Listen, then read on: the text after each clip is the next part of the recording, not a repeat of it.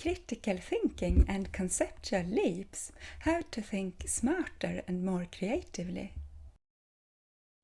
How to think. Hi, I'm Cecilia, Elise Wallin from Inventicity, the channel where we combine inventiveness and felicity.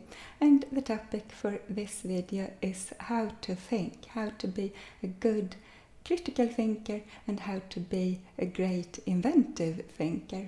So to be a critical thinker, that is of course really important so that you don't get fooled. And we teach a lot about critical thinking in school, and it is really easy. The core of critical thinking is just to avoid being manipulated. You must be able to detect if what you are told is likely to be true.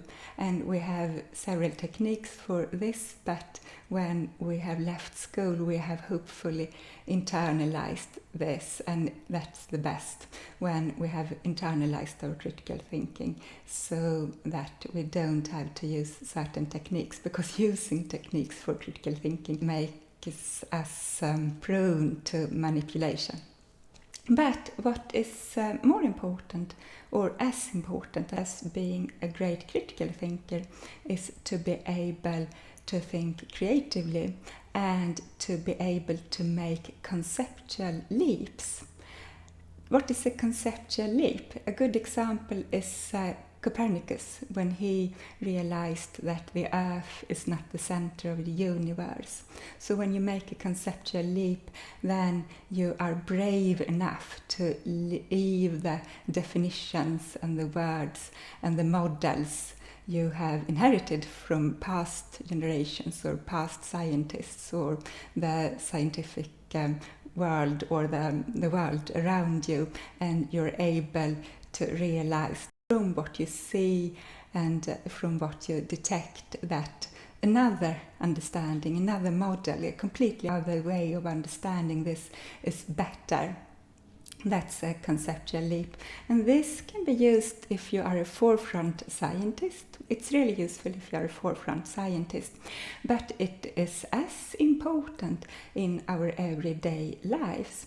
In this channel, Inventicity, I talk a lot about inventiveness, but I also talk a lot about how we can improve our everyday lives by simplifying things. And a great way to simplify things in your everyday life is to see where you are making things too complicated, to be able to see where you can take shortcuts without losing any quality. The best thing is if you can find shortcuts where you gain quality. A concrete example of this is when I walk to my job. For a long time I used to follow the footpaths, because maybe I was thinking that what will people say if I don't follow the footpaths.